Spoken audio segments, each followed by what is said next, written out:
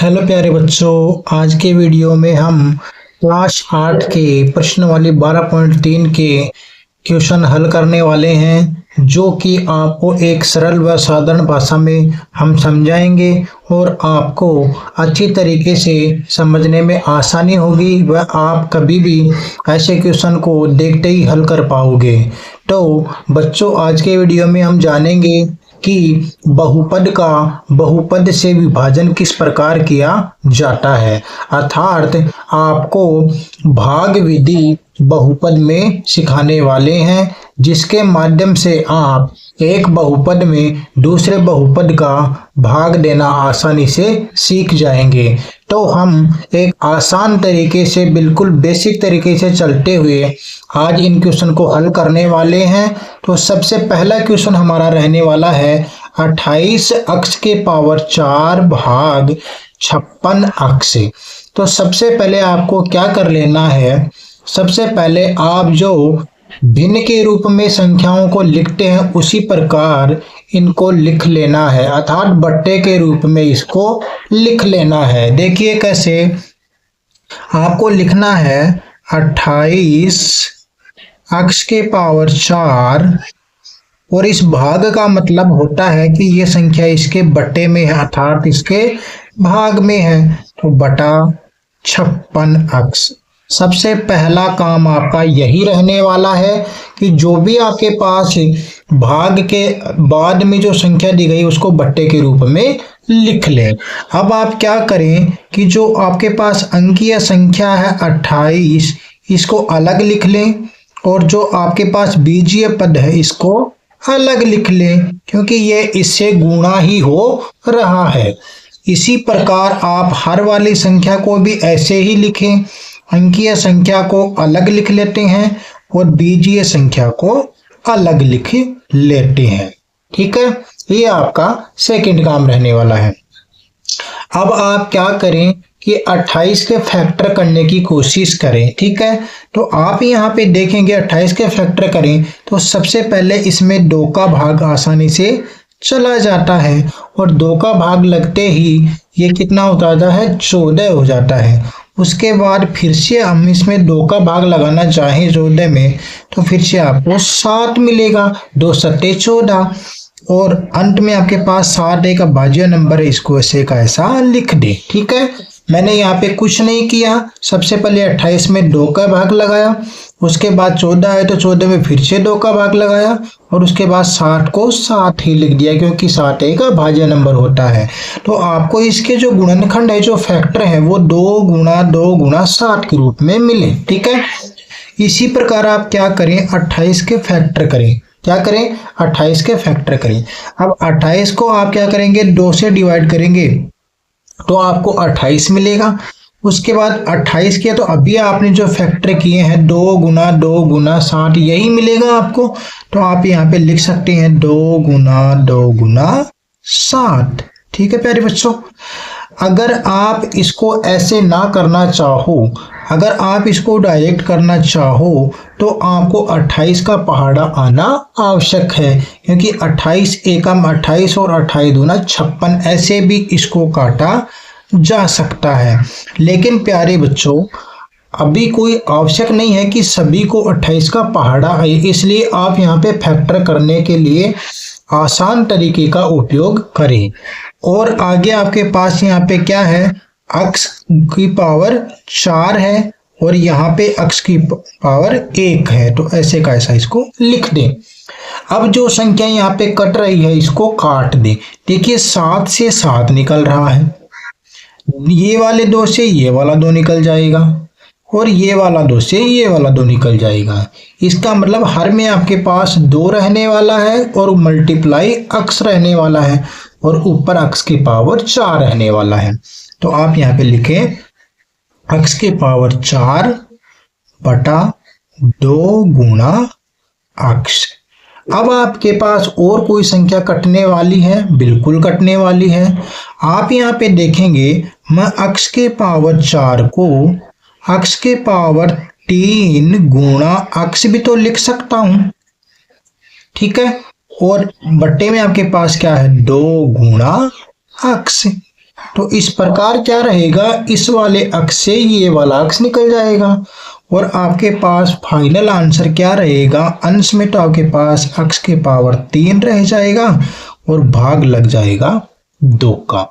ठीक है, इसको इस प्रकार से भी लिखा जा सकता है कि पर यहाँ पे एक तो गुणा में सभी के पास रहता है तो 1/2 को अलग और बीजीय पद को गुणा के रूप में ऐसे भी लिखा जा सकता है। इन दोनों में कोई अंतर नहीं है, ये भी आपका आंसर है, ये भी आपका आंसर है, दोनों एक ही है।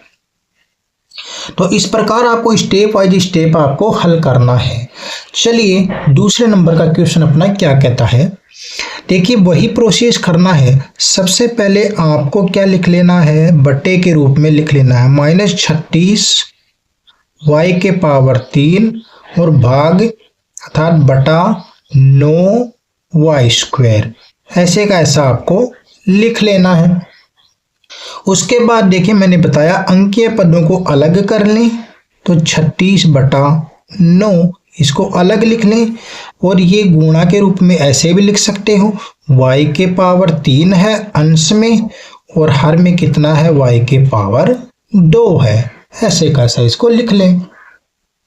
अब आप इसके फैक्टर करना चाहो तो फैक्टर करके जैसे मैंने बताया वैसे भी कर सकते हो, लेकिन 8वीं तक के बच्चों को 9 का पहाड़ा तो आना ही चाहिए, तो ये डायरेक्ट भी यहाँ से हो जाएगा क्योंकि 9 चौके 36 होता है। कितना होता है, 9 चौके 36, तो 4 बार पूरा पूरा कट रहा है, 4 बार पूरा पूरा कट रहा है और गुणा इसको क्या लिख सकते हैं अपन, y गुणा y की पावर 2 लिख सकते हैं क्योंकि पूरा 3 है तो मैंने इसको टुकड़ों में तोड़ दिया, y की पावर 1 और y की पावर 2 में, और नीचे भाग में y का पावर 2 है आपके पास। यहां से आप देखेंगे y का पावर 2 से y का पावर 2 निकल रहा है, तो आंसर आपके पास फाइनल क्या मिला, -4 गुणा y, अतः आप लिख सकते हो -4 y। ये आपका यहाँ पे फाइनल आंसर मिल जाएगा। ये अपना दूसरा क्वेश्चन हुआ। चलिए प्यारे बच्चों अपना तीसरा क्वेश्चन क्या कहता है।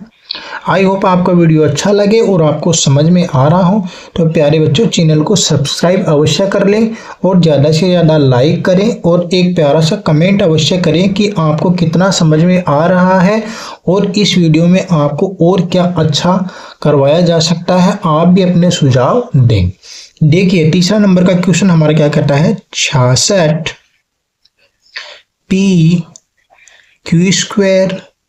और r के पावर 3 और भाग किसका लगाना है, 11 और QR²। ठीक है, आपको वही करना है, अंकीय पद को अलग कर लेना है, ठीक है, और बीजीय पदों को अलग कर लेना है, pq² और r³। ठीक है, और हर में आपके पास क्या है, q और r²।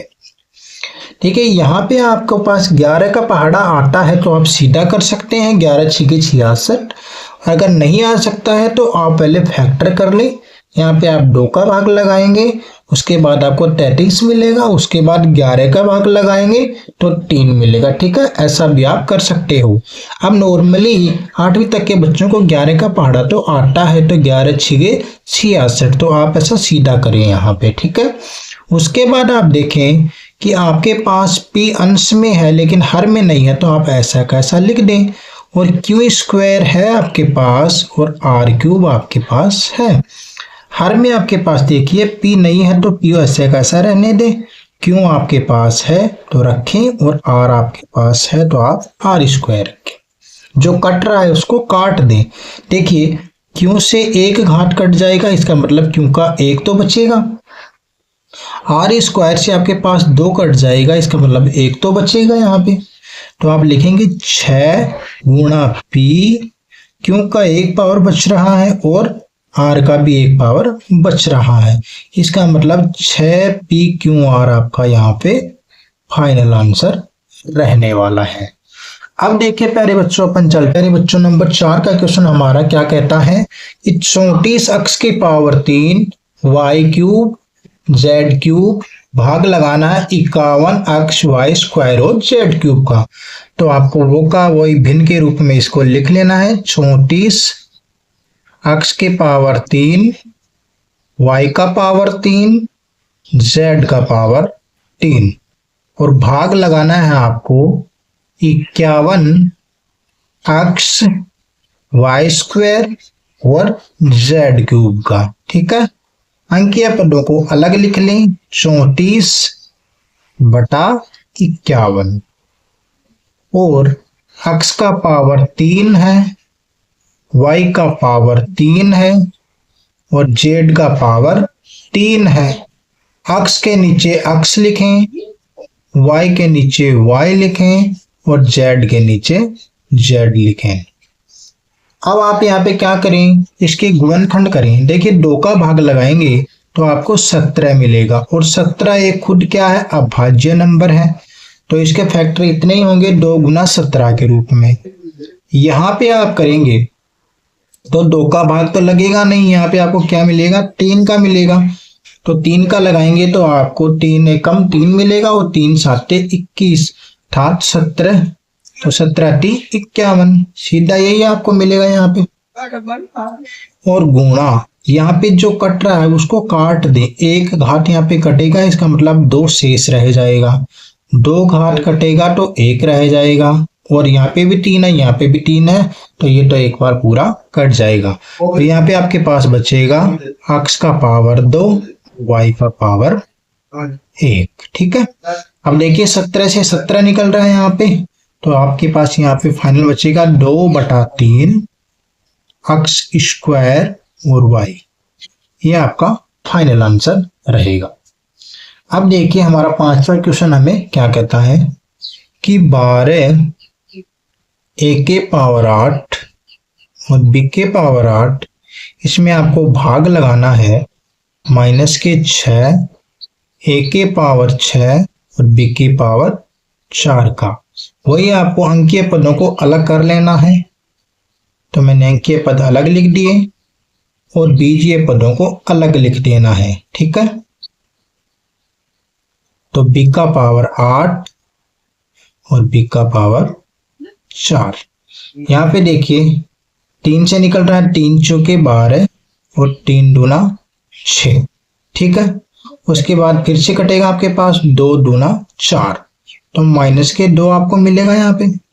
और गुणा, ये आपके पास क्या रहेगा यहाँ पे, a के पावर 8 और a के पावर 6 गुणा b के पावर 8 और b के पावर 4।